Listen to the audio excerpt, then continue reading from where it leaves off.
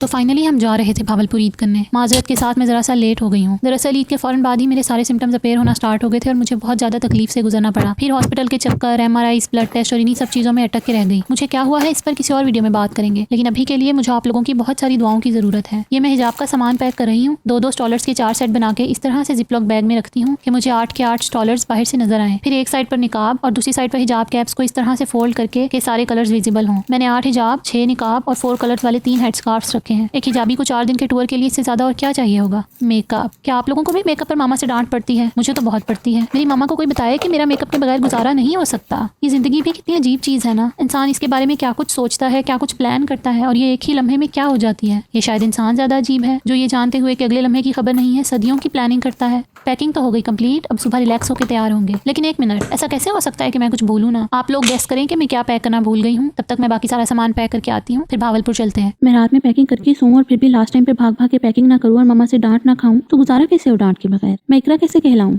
ये hostel life से होता रहा है और शायद हमेशा होता रहेगा। हूँ जो भुलक्कड़, मतलब कोई अपने दुपट्टे, मेडिसिन वगैरह पैक करना कैसे भूल सकता है? चार्जर कैसे भूल सकता है? चलो तैयार होते हैं। और तैयारी के नाम पर मैंने बस मॉइस्चराइजर और सनब्लॉक लगाना होता है, वो भी ज्यादा लगाकर दूसरों से कहती फिरती हूँ कोई तो ले लो, थोड़ा सा ले लो।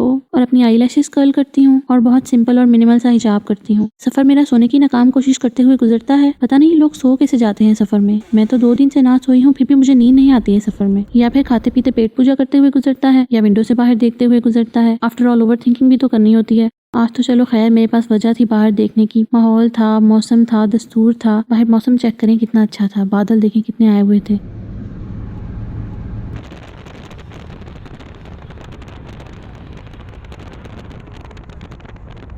फिर देखते ही देखते बारिश स्टार्ट हो गई। लाहौर से निकलते ही बारिश स्टार्ट हो गई और फिर सारा रास्ता बारिश हुई।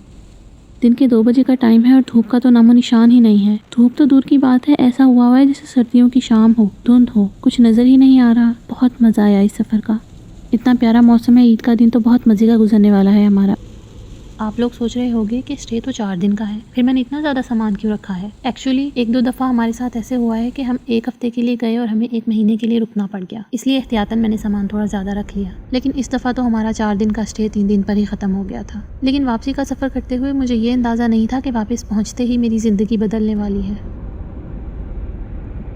हम लोग रात को पहुंचे थे और सीधा खाला के घर चले गए थे क्योंकि हमारी नानो मामू की तरफ होती हैं, इसलिए स्टे भी हमारा वहीं होता है। और खाला के बच्चे नाराज हो जाते हैं कि आप हमारी तरफ आती ही नहीं है। खाला के घर गए और खाला के हाथ के मजे मजे के खाने ना खाओ तो फिर क्या फायदा खाला के घर जाने का। वापसी पर खाला ने मुझे नोजपिन भी गिफ्ट की जो मैं बहुत अरसे से खरीदने का सोच रही थी और ईद के दिन पहनने की नाकाम कोशिश करते हुए मैंने अपना नाक भी जख्मी कर लिया था। फिर हम मामू की तरफ गए और अब तक बारिश हो रही है। थके हुए थे सब तो हम लोग जल्दी सो गए थे और फिर सुबह उठ के जब सब तैयार होकर बैठे थे तो हम लोग भाग भाग के मेहंदी लगा रहे थे। ये मैं मुमानी को मेहंदी लगा रही हूँ। मैं और ईशा दूसरों को मेहंदी लगाते लगाते खुद तो रह ही जाते हैं, लेकिन इस दफा मैंने कसम खा ली थी कि मैंने लगवानी है मेहंदी। ये फिर ईशा मेरे मेहंदी लगा रही है और साथ एक ट्रिक भी बता रही है कि अगर आप लोगों ने गोल्ड टिक्की बनानी हो तो कोई भी बॉटल का कैप हल्का सा प्रेस करेंगी तो आपके हाथ पर निशान पड़ जाएगा और बहुत प्यारी सी गोल्ड टिक्की बन जाएगी। ये मेरी कजन बहुत अच्छी आर्टिस्ट है। मैं इसके साथ अपनी आर्ट की हॉबी शेयर करती हूँ। मैं इसका और अपना आर्ट का इंस्टाग्राम लिंक डिस्क्रिप्शन में दे दूंगी, तो आप लोग लाजमी फॉलो कीजिएगा, आप रिग्रेट नहीं करेंगे। और फिर हमने पेट पूजा भी की थी जिसकी मैं वीडियो बनाना भूल गई थी। ये मेरा ईद डे 1 का लुक है क्योंकि हम बहुत अरसे बाद गए थे तो हमारी फैमिली और मामू की फैमिली की खाला के घर ईद के दूसरे दिन दावत थी, तो ये मेरा ईद डे 2 का लुक है। और ये मेरी कजन है, ये बहुत अच्छी राइटर है। इसके साथ मैं अपनी राइटिंग की हॉबी शेयर करती हूँ, इसका लिंक भी मेंशन कर दूंगी मैं। बेस्ट कजन अगर आपको जिंदगी में मिल जाए तो इससे बड़ी क्या नेमत हो सकती है। मैं बहुत लकी हूँ कजन्स के मामले में, अल्हम्दुलिल्लाह। ये था हमारा ईद का व्लॉग। अगर आप लोगों ने अब तक फॉलो नहीं किया, सब्सक्राइब नहीं किया तो जल्दी से कर ले, नहीं तो फिर